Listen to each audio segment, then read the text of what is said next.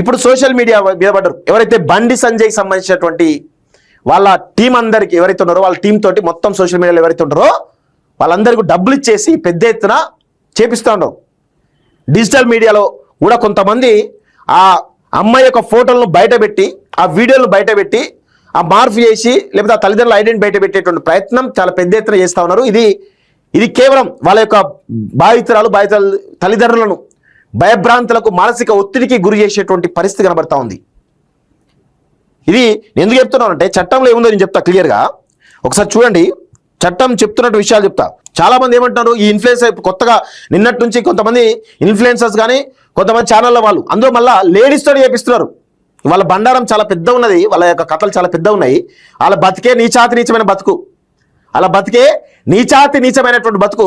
అలాంటి వాళ్ళు ఈరోజు ఎంత దారుణంగా అంటే, ఇప్పుడు అమ్మాయి కూడా తప్పు చేసింది కదా, అమ్మాయి కన్సర్న్తో చేసింది కదా అని మాట్లాడుతున్నారు. తెలివి ఉందా మీకేమన్నా? చట్టం ఏం చెప్తుంది తెలుసా? ఇక చూడండి, చట్టం చెప్పేటువంటి ప్రధానమైనటువంటి కారణాలు చిన్నారుల నిర్దయ సామర్థ్యం పూర్తిగా అభివృద్ధి కాలేదని భావించడం. అర్థమైందా? ఇక్కడ నేను ఎందుకు చెప్తున్నా ఈ పాయింట్ అంటే, మీరు గమనించండి, ఈ 80 ఏళ్ళ ఎన్డి తివారీ గవర్నర్గా ఏ విధంగా చేసినా మనం చూస్తాం. దాన్ని ఏబిఎన్ ఆంధ్రజ్యోతి బయటపెట్టింది. ఆశారాం బాబా ఏ విధంగా మహిళలను ఇబ్బంది పెట్టిండో, లైంగిక వేధించిండో మనందరం కూడా చూసాం. కొంతమంది సద్గురులు చేసిరు, పబ్లిక్గానే గిల్లుడు చేసిరు, అది అందరం చూసాం. హీరోయిన్లు కూడా గిల్లిన సందర్భాలు ఉన్నాయి. అంటే బాబాలు, నేను ఏమంటున్నా అంటే ఎమోషన్స్ కంట్రోల్గా, అంటే వాళ్ళు పొద్దున్న లేస్తే దేవుడు ధ్యానం అని తమ యొక్క మొత్తం బాడీని అంతటిని కూడా కంట్రోల్లో పెట్టుకునేటువంటి బాబాలే, అది కూడా 80 సంవత్సరాలు బాబాలు పొలిటీషియన్స్ ఎవరైతే ఉన్నారో 80 సంవత్సరాలు 70 సంవత్సరాలు 60 సంవత్సరాలు ఉన్నటువంటి ఈ బాబాలు ఎవరైతే ఉన్నారో వీళ్ళు తమ యొక్క విచక్షణ కోల్పోయి మహిళల పైన లైంగికంగా చూడడం. ఆయన ఎవరు ఉన్నారు కదా స్వామి, ఆ హీరోయిన్తో తమిళనాడులో ఏదో హీరోయిన్తో ఉన్నారు కదా, ఆయన పేరు కూడా గుర్తుకొస్తాయి, పెద్ద లోకం పెట్టిండు, ఆ బయట దీవిలోకి పోయి ఒక దేశాన్ని సృష్టించింది కదా, ఆయన పేరు గుర్తుకొస్తలేదు నాకు. సో అలాంటి బాబాలు అన్ని కంట్రోల్, తమ యొక్క మొత్తం కింద నుంచి పైదాకా అన్ని యొక్క తమ కంట్రోల్లో ఆధీనంలో ఉంచుకోసం వాళ్ళే ఈరోజు అదుపు తప్పుతా ఉన్నారు. ఎన్డి తివారీ లాంటి 80 ఏళ్ళ ముసలోడు ఈరోజు గవర్నర్ ఆఫీస్లో అడ్డంగా దొరికింది కదా. సో చాలామంది మొగళ్ళు ఏ ఏజ్ అయినా సరే అమ్మాయిని చూడంగానే ఏదో విధంగా మానసిక ఒత్తిడి ఏదో ఒక విధంగా వీక్ అయిపోయి లొంగిపోతారు కదా. మరి ఈ క్రమంలో బిలో 18 ఉన్నటువంటి ఎవరైతే ఈ మైనర్లు ఎవరైతే ఉన్నారో అబ్బాయిలు కానీ అమ్మాయిలు కానీ ఈ నిర్దయ సామర్థ్యం పూర్తిగా అభివృద్ధి కాలేదని భావించడం వల్లనే ఈ చట్టం వచ్చింది. ఈ చట్టం నేరం గురించి అని పక్కన పెట్టండి, సెక్షన్ల గురించి పక్కన పెట్టండి. దీని ప్రధాన ఉద్దేశం ఏంటి అంటే వీళ్ళు ఏంటంటే ఈ చట్టం ప్రకారం వీళ్ళు మైనర్స్, చిన్నవాళ్ళు, వీళ్ళు ఈజీగా తొందరగా ఒత్తిడికి లోనవుతారు, తొందరగా మోసపోతారు, తొందరగా ఎమోషనల్ ఇన్ఫ్లుయెన్స్ కాగలుగుతారు, తొందరగా మ్యానిపులేషన్ కాగలుగుతారు. ఈ 4 కారణాలు ఏవైతే ఉన్నాయో ఈ 4 కారణాలే ఈ చట్టం యొక్క ప్రధాన ఉద్దేశం. ఇది తెలియకుండా కొంతమంది ఎంత గలీజ్గా, అది కూడా కొంతమంది లేడీ ఇన్ఫ్లుయెన్స్, మహిళా ఇన్ఫ్లుయెన్సర్స్, ఇక వాళ్ళ చరిత్ర చెప్తే చాలా నీచంగా ఉంటుంది.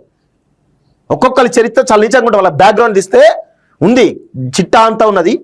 అదంతా ఎందుకు పాప, మనం కూడా మహిళలను గౌరవిస్తాం అని చెప్పేసి మనం ఏం బయట పెట్టట్లేదు. కానీ ఇక్కడ ప్రధానమైనటువంటి పాయింట్ ఏంటంటే ఇన్ని రకాలుగా, అంటే బిలో 18 ఇయర్స్ ఉన్నటువంటి ఎవరైతే మైనర్స్ అబ్బాయి అయినా అమ్మాయి అయినా మీరు గమనించండి, తొందరగా వాళ్ళకు హార్మోన్స్ ఫాస్ట్గా రిలీజ్ అవుతూ ఉంటాయి. సో అందుకే ఉద్రేకానికి తొందరగా లోన్ అవుతూ ఉంటారు, ఈజీగా ఎమోషనల్ ఇన్ఫ్లుయెన్స్ కాగలుగుతారు. అదే చేసిండు బండి సాయి భగీరథ్ చేసినటువంటి విషయం ఏంది, ఆయన ఎమోషనల్గా ఇన్ఫ్లుయెన్స్ చేసిండు అమ్మాయిని. అందులో భాగంగానే ఆమె ఎమోషనల్గా ఇన్ఫ్లుయెన్స్ అయింది కాబట్టే ఈరోజు ఆమె లొంగిపోయిందా లేదా అనేది విచారణ తెలుస్తుంది. దానికి సంబంధించి వీడియోలు పెట్టి అమ్మాయి కన్సెంట్ తోటే, ఇక్కడ చట్టం ప్రకారం, నేను చట్టం ప్రకారం మాట్లాడుతాను, చట్టం ప్రకారం కన్సెంట్ కంటే కూడా అమ్మాయి మైనర్ బాలిక కన్సెంట్ కంటే కూడా మైనర్ ప్రొటెక్షనే ప్రధానమైనటువంటి పాయింట్గా ఈ చట్టం చెప్తా ఉంది. అమ్మాయి ఇష్టపూర్వకంగా మాట్లాడిందా, లేకపోతే తనతో ఫ్రెండ్షిప్ చేసిందా, లేకపోతే ఇంకేం చేసిందా అని పక్కన పెడితే she a minor. Minor protection అనేది ఈ చట్టం యొక్క ప్రధాన ఉద్దేశం. కన్సెంట్ అనేది సెకండ్ తర్వాత విషయం. అమ్మాయి వచ్చి బయటికి వచ్చి నా కన్సెంట్ తోటే నేను అబ్బాయితో కలిసిన అని అంటే తప్ప అప్పటి వరకు ఇది చట్టం అనేది ఈ విధంగానే ఉన్నది అనేది గుర్తుపెట్టుకోవాలి. అందుకే చాలా స్పష్టంగా చెప్తున్నాను, మీరు ఎవరైతే చేస్తున్నారో మీ అందరికీ కూడా మీ పైన కూడా ఈ యొక్క చట్టం సంబంధించిన కేసులు అయ్యేటువంటి అవకాశాలు ఉన్నాయి. జాగ్రత్తగా చేయండి, చేయొద్దంటలేదు, చేయండి, జాగ్రత్తగా చేయండి. ఇది ఈ కేసు సంబంధించినటువంటి పూర్వాపరాలు.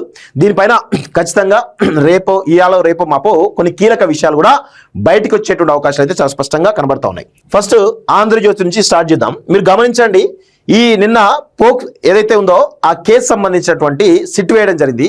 ఏ ప్రధాన మీడియాలో రాలే, ఓన్లీ ఆంధ్రజ్యోతిలో ఒక మూలకు వచ్చింది. అది కూడా చెప్తా క్లియర్గా. ఎంత దారుణంగా అండి. ఇక్కడ చూడండి, ఇక్కడ ఇదంతా ఉంది కదా, ఎక్కడొచ్చింది? ఇగో బండి సంజయ్ కొడుకు కేసులో ప్రత్యేక అధికారితో విచారణ అంటూ ఇందులో రావడం జరిగింది చిన్నగా. ఓకే, బండి సంజయ్ సంబంధించిన అంశం దేశవ్యాప్తంగా నేషనల్ మీడియా కూడా పెద్ద ఎత్తున దీనిపైన కథనాలు చేస్తూ ఉంటే మన తెలుగు మీడియా మాత్రం నిజంగా ఆర్ఐపి చెప్పాలి, rest in peace Telugu media అని చెప్పాలి. ఎంత దారుణంగా అంటే వీళ్ళు ఇక్కడ రాసిరు. ఓకే, ఇక్కడ రాసిరు. చూడండి, ఇక మిగతా పేపర్లు చూపిస్తా. దిశ చూడండి, దిశలో ఎక్కడ కూడా మీకు ఒక్కటంటే ఒక్క న్యూస్ కూడా కనబడదు ఇలా. మరి ఎందుకో నాకు ఇంతవరకు అర్థం కాని పరిస్థితి. ఒక్క న్యూస్ కూడా లేదు ఇలా. చూడండి, ఒక్క న్యూస్ కూడా లేదు ఇలా. ఎక్కడ కూడా మొత్తం పేపర్లో లేదు. నేను చూసిన పేపర్లు ఎక్కడ కూడా లేదు దిశలో. అదేవిధంగా వెలుగులో చూడండి, వెలుగులో ఎక్కడ ఉందా? వెలుగు పేపరు ఎవరు? వివేక్దే కదా. వివేక్ ఎవరు? కాంగ్రెస్ పార్టీ మంత్రి కదా. మరి వాళ్ళ పేపర్లో కూడా రావాలి కదా. ఎక్కడ వచ్చిందా? ఒక్కసారి చూడండి, బండి బయటలు పట్టుకుంటామని చెప్పేసి గింత రాసిరుగా. ఇది పరిస్థితి. ఎక్కడ రాలే, వెలుగులు రాలే, ఏళ్ళ రాలే, అన్ని ప్రధానమైనటువంటి పేపర్లు ఎక్కడ కూడా రాలేదు. ఇంకా ఈనాడులో అయితే అసలే రాలేదు. ఈనాడులో ఏదో ఒక మూలకు వచ్చినట్టుంది కొంచెం. అంటే ఈ యొక్క ఇష్యూ, ప్రధానమైన ఇష్యూని వీళ్ళు కనీసం పట్టించుకోవట్లేదంటే మీడియాని ఏ విధంగా మేనేజ్ చేసినా మనం అందరం కూడా గమనిస్తాం. ప్రింట్ మీడియా, శాటిలైట్ మీడియా అన్ని కూడా అదే పరిస్థితి కనబడుతుంది. బండి భగీరథ్ కేసు పైన సిట్ అని చెప్పేసి చాలా ప్రధానమైన పేపర్లు రావాలి, దానిపై సీఎం సీరియస్ అయినా రావాలి. ఎందుకు రాలేకపోయింది అంటే ఇదంతా గూడుపుటాన్ని నడుస్తున్నట్టుగా చాలా స్పష్టంగా అర్థమవుతుంది.